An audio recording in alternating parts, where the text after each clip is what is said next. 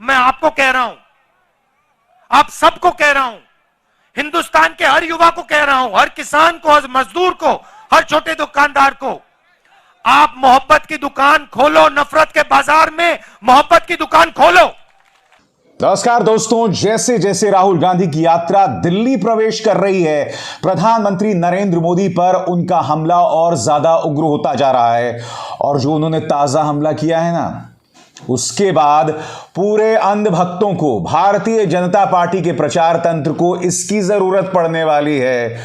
और क्यों मैं ऐसा कह रहा हूं, वो राहुल गांधी के बयान को सुनने के बाद आप समझ जाएंगे। राहुल गांधी ने कह दिया है कि इस देश के किसान ने प्रमाणित किया, यह साबित किया है कि नरेंद्र मोदी मुकाबला करना नहीं जानते। उनके सामने अगर कोई खड़े हो जाए तो उल्टे पांव प्रधानमंत्री भाग जाते हैं। उन्होंने ये तक कहा कि आज की तारीख में ये जो मीडिया उनके सामने नतमस्तक है, अगर इनमें से एक पत्रकार खड़े होकर इनसे सवाल कर ले तो मोदी जी जवाब नहीं दे पाएंगे। यही वजह है कि जो पत्रकार इनसे सवाल करते हैं उनकी नौकरी पर बनाती है। किस तरह से राहुल गांधी ने उन पर हमला किया, मैं चाहूंगा आप सुने। और आपने एक चीज देखी होगी, नरेंद्र मोदी जी का आप चरित्र समझिए, जैसे ही कोई उनके सामने खड़ा हो जाता है, चाहे वो किसान हो, जैसे किसान आंदोलन में हुआ, चाहे वो जमीन अधिग्रहण बिल के बारे में हो, जैसे ही कोई उनके सामने खड़ा हो जाता है, नरेंद्र मोदी घूम के उल्टे भागने शुरू कर देते हैं। आप पहचानो, आप पहचानो, जब भी कोई भी उनके सामने खड़ा हो जाता है, नरेंद्र मोदी मुकाबला नहीं करते हैं, भाग जाते हैं, मैदान से निकल जाते हैं। मैंने प्रेस वालों से की बात की, मैंने कहा ये हमारे मित्र नहीं है, ये जूनियर लोग मित्र हैं, मगर जिन्होंने इनकी लगाम पकड़ रखी है वो मित्र नहीं है। आप देखो मेरे कितने प्रेस कॉन्फ्रेंस होते हैं, हर 5-10 दिन मेरा इनके साथ प्रेस कॉन्फ्रेंस होता है। जो भी सवाल इनको पूछने होते हैं पूछ लेते हैं। आपने नरेंद्र मोदी जी का कभी प्रेस कॉन्फ्रेंस देखा है इनके साथ? देख ही नहीं सकते, क्योंकि उन्होंने कभी किया नहीं है, क्योंकि इनके सामने खड़े ही नहीं हो सकते वो।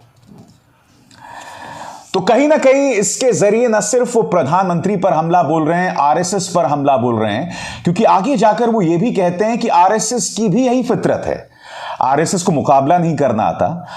आरएसएस और प्रधानमंत्री मोदी साम दाम दंड भेद से हमला करते हैं। और एक मीडिया को भी नसीहत दी उन्होंने कि आज की तारीख में तुम और तुम्हारे मालिक जिस तरह से भाजपा के सामने डर के चलते नतमस्तक हो, अगर तुम पलटकर अपना काम करोगे, अपना धर्म निभाओगे, तो तुम्हारे सवालों के सामने प्रधानमंत्री भी नहीं टिक पाएंगे। इसलिए राहुल कहते हैं कि उनकी भारत जोड़ो यात्रा को रोकने के अजीबोगरीब प्लान किए जा रहे हैं। जी हां, उन्होंने कहा कि कोविड के बहाने, मास्क लगाने के बहाने उनकी यात्रा को रोकने का प्लान किया जा रहा है। जैसे कि आप जानते हैं कि मनसुख मंडाविया जो कि हेल्थ मिनिस्टर हैं, वो ये खत राहुल गांधी को लिख चुके हैं और राहुल गांधी ने आज इसी खत का हवाला दिया। किस तरह से प्रहार किया उन्होंने इस मुद्दे पर, आइए सुनते हैं। तो ये जो यात्रा है कश्मीर तक जाएगी। अब इन्होंने नया आइडिया निकाला है। मुझे चिट्ठी लिखी कि कोविड आ रहा है, यात्रा बंद करो। मतलब अब देखिए, अब यात्रा को रोकने के लिए बहाने बन रहे हैं। अब मास्क पहनो, यात्रा बंद करो, कोविड फैल रहा है, सब बहाने हैं।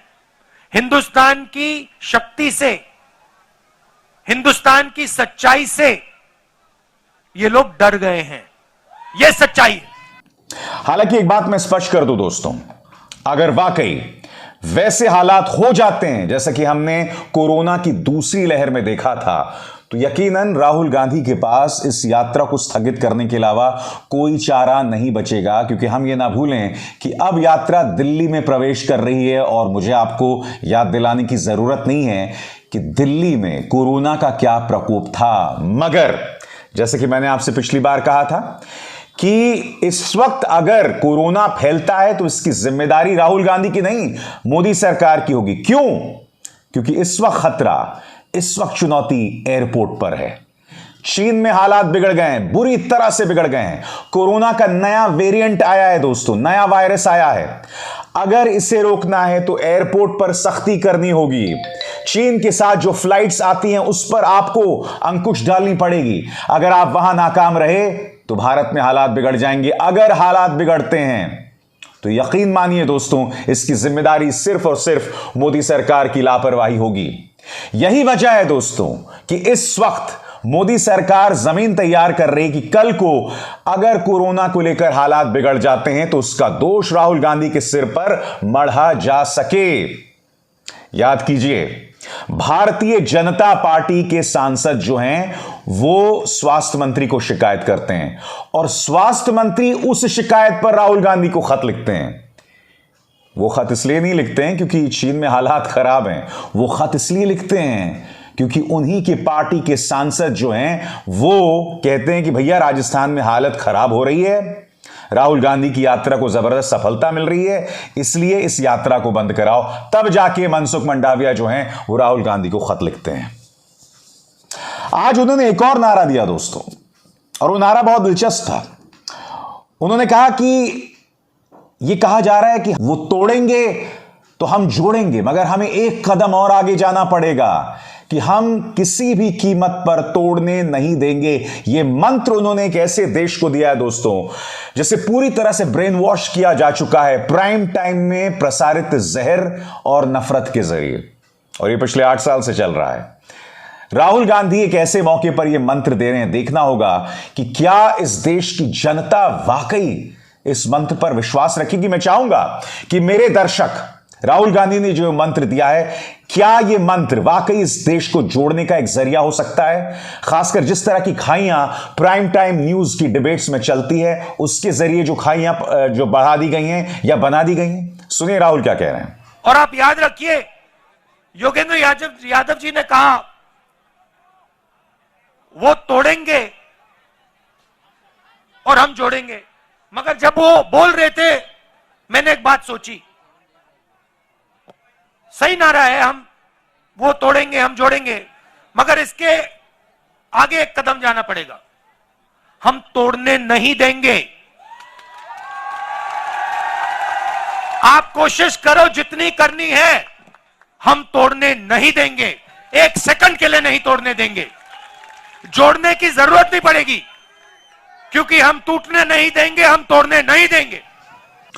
तो जैसे मैंने बताया दोस्तों, राहुल गांधी जो हैं अब वो प्रवेश कर चुके हैं हरियाणा में। अब यहां से जो है उन्हें दिल्ली का रुख करना है, और यही वजह है दोस्तों कि मोदी सरकार के माथे पर बल आ गए हैं। यही वजह है कि पसीना जोरों से छूट रहा है मोदी सरकार को, क्योंकि दिल्ली में एक बार अगर उन्हें उस तरह की प्रतिक्रिया मिल रही तो ये ना भूलें, दिल्ली पूरे देश की नुमाइंदगी भी करता है। दिल्ली एक ऐसा शहर है जहां उत्तर प्रदेश, बिहार, उड़ीसा, तमाम राज्यों से लोग आकर बसते हैं। एक भारत बसता है पूरी दिल्ली में। अगर दिल्ली में भी उसी तरह की प्रतिक्रिया मिली तो मोदी सरकार के लिए खतरे की घंटी बजना तय है। इसलिए हर संभव कोशिश की जा रही है कहीं ना कहीं किसी ना किसी तरीके से राहुल गांधी पर निशाना साधने की, और उसकी एक झलक मैं आपको सुबह दे चुका हूं दोस्तों अपने एक रिपोर्ट में, जिसमें मैंने आपको बतलाया था कि किस तरह से उनकी पार्टी के पूर्व मंत्री जो हैं अपना शूलेस बांध रहे थे, और भाजपा के झूठ तंत्र का मुखिया अमित मालवीय ये झूठ फैला रहा था अपने पालतू पत्रकारों के जरिए कि भंवर जितेंद्र सिंह जो हैं वो राहुल गांधी के शूलेसेस बांध रहे थे। इस तरह से झूठ का प्रचार प्रसार किया जा रहा है। मगर क्या राहुल गांधी इस चुनौती का सामना कर पाएंगे, यह तो वक्त ही बताएगा। अविसार शर्मा को दीजिए इजाजत। नमस्कार। स्वतंत्र और आजाद पत्रकारिता का समर्थन कीजिए, सच में मेरा साथी बनिए। बहुत आसान है दोस्तों, इस ज्वाइन बटन को दबाइए और आपके सामने आएंगे ये 3 विकल्प, इनमें से एक चुनिए और सच के इस सफर में मेरा साथी बनिए।